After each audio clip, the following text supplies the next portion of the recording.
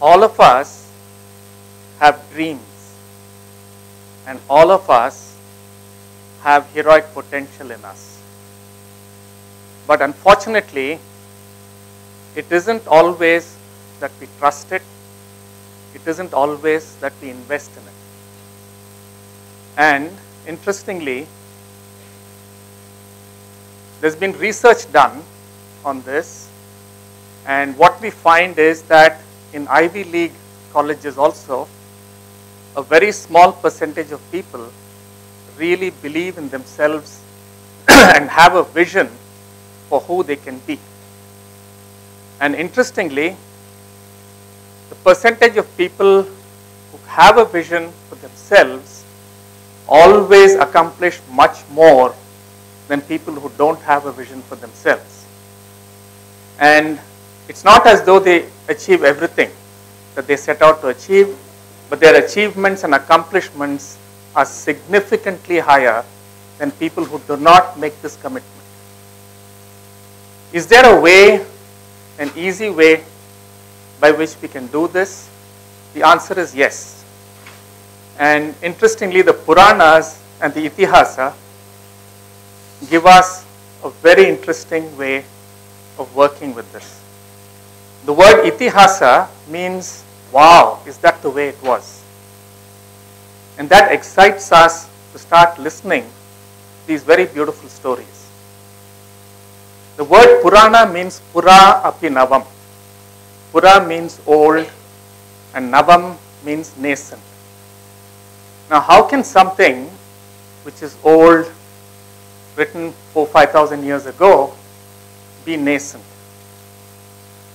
And the way we read the Puranas makes it present.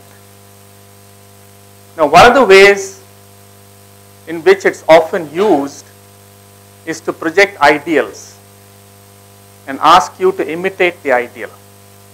And that's not what the Purana was designed for. The Puranas are designed for a slightly different purpose. You read the Puranas and the first thing that strikes you is you're excited by the character. And you ask yourself, can I be like this? So there's an identification. And then if you start working with it a little more, you can get into an immersion into the character. And then if you work with it a little more, you get into self-mastery. So the Puranas are actually meant to be mirrors unto yourself and to enable you to touch the seeds within and nurture them. Yeah?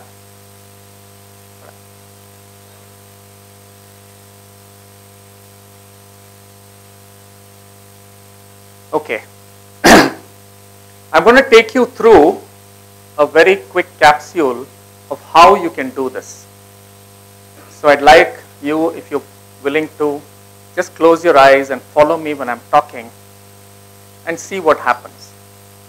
And the heroes I'm going to talk to you about are not gender sensitive, because while at the surface they look as though they're heroes, they're actually talking about archetypal energies. And archetypal energies are present in all of us. Yeah? I'm Yudhishthira. I'm the one who's called to bring order into society. Whenever there is disorder, I awaken.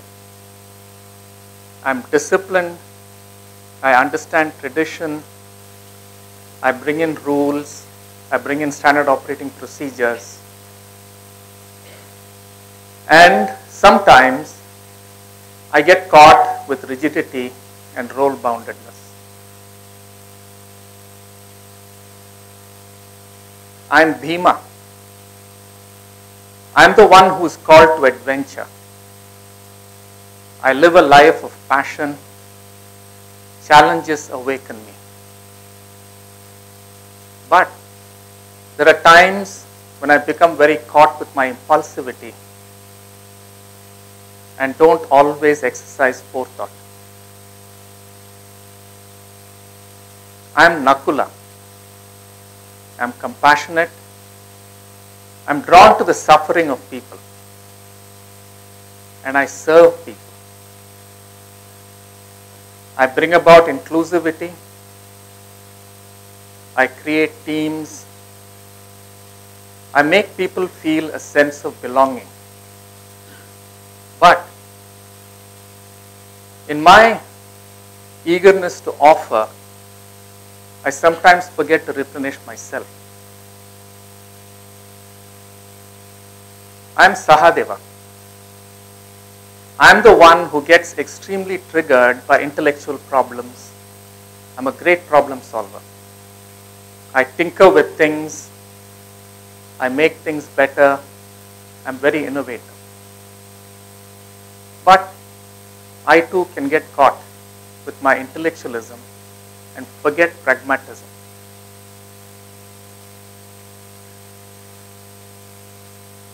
I am Arjuna. And I am a little different from my brothers, while I am also very similar to them. I am talented enough to be any of them, and therefore often I am the one who orchestrates these four. So when Bhima goes out and conquers new territory, I am there to help my brother Yudhishthira to create order, bring in administration. If a Sahadeva invents something, I convert it into a productionable, scalable item. But I'm also different from them in the sense that I'm the one who steps outside the system and I ask very deep questions.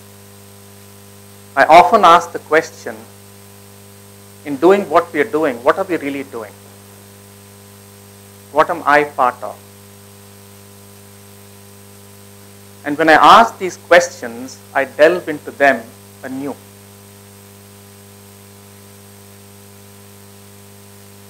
And since I'm not just a hyper-masculine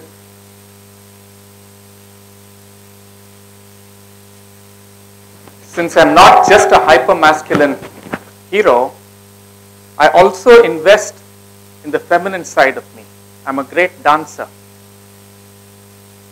I love aesthetics. And I'm capable of understanding many things that happen simply because I spend time in understanding myself. Karna is a great hero. He's exactly like me.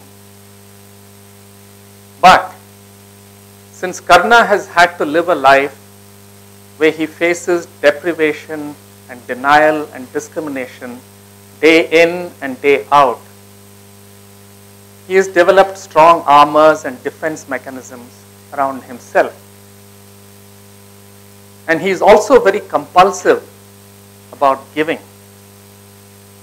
Perhaps because he's searching for affirmation and society will not give it to him. I understand Draupadi, the vulnerability of a woman who, at the point when she's being humiliated, finds no help coming forward. Neither us, her protectors, could do anything, nor the holder of the law, Bhishma, could move. And now if you've been with me, you can take the next step. The next step is to turn around and ask ourselves, how do we action these people inside us? How do I look at my society? Am I creating a society where merit is honored? Am I creating a society where vulnerability is protected? Who am I?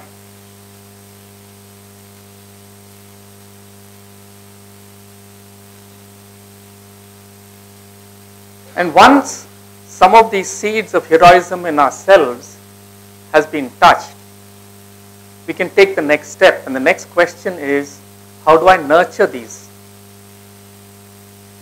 And again, the Puranas come to our aid, because there are several situations, there are hundreds of situations where the heroes and their counterpoint, now the Kauravas are very, very similar to the Pandavas. For every Pandava hero, there's an equal Kaurava hero. What's the difference? The difference is that whenever a situation happens, the Kauravas seem to react very immediately, and they fail to sit back and ask the question, in doing what I'm doing, what am I really doing? They fail to listen to wise people. The same wise people are available for both sides, for the Kauravas and the Pandavas. And by asking these questions of themselves, they're able to deal with life, because the seeds have to be nurtured in life. Your seeds are not nurtured in some quiet nursery in a corner. So life will continuously throw up surprises. Some of these surprises will be beautiful, wonderful. Some of them will be scary. Some of them will invite you to be courageous. How do I discover the ability to nurture the seeds as they grow? And here again, the Puranas give you many, many situations when both sides had to deal with them. One set of people learned and the others didn't. And it's only when I'm able to ask these three questions and answer them clearly that I can act with conviction. I have to answer the question, who am I? I have to understand the situation and say, where am I? And finally ask myself, why am I here? And act from that deep conviction. Because the world around us is constantly changing. We can't make decisions which are calculations of the external reality. We have to have an internal compass. And these three questions are the internal compass.